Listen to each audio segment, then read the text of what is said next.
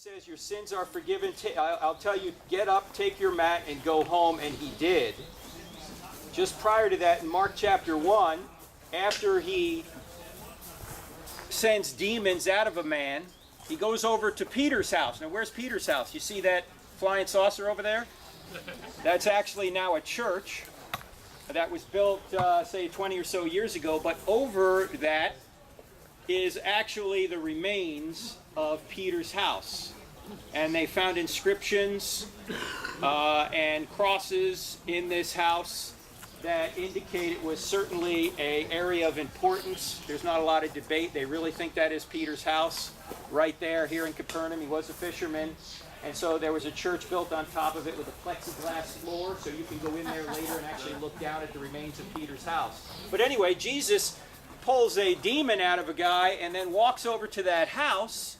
And it says right here in Mark chapter 1, it says at sunset, they came over and went into the house. Many of them came over to be healed. Now question, why would you wait till sunset? It's the Sabbath, but Mark doesn't say it's the Sabbath. Who says it's the Sabbath? Another gospel writer, I think it may have been Matthew, says it's the Sabbath. Now why am I bringing this up? Because the Gospels have interlocking testimony that couldn't have been invented. In other words, these are independent accounts that tell the same stories but put different details in there. And where one account leaves a question, like Mark, why would they wait till sunset? Look, if Jesus is healing people, I'm going over there now, right? He may leave if I wait till sunset. But the reason they wait till sunset is Matthew tells us it's the Sabbath.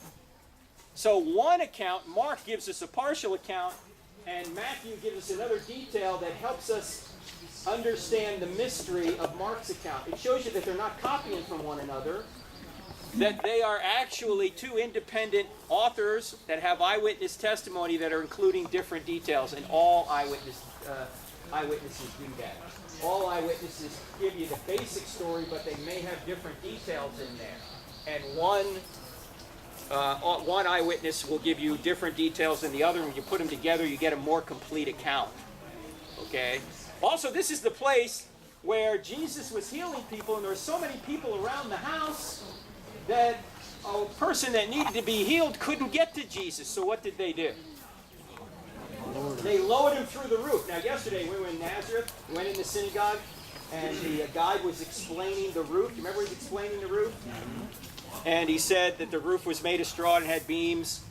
Well, they were able to cut through that roof and lower the guy down to be healed by Jesus right here in Peter's house. Now, I'm happy the guy's healed, but if I'm Peter, I'm a little bit annoyed. He's got to fix the roof. Now I got to build a new roof. Couldn't you just wait? No, it was so urgent they had to do that. Now think about this kind of eyewitness detail here. This doesn't seem like an invented story, does it? I mean, they put these little tidbits of detail. Why didn't they just say the guy was healed? They put in the detail about him going through the roof. Because this just has the authenticity of what an eyewitness would see.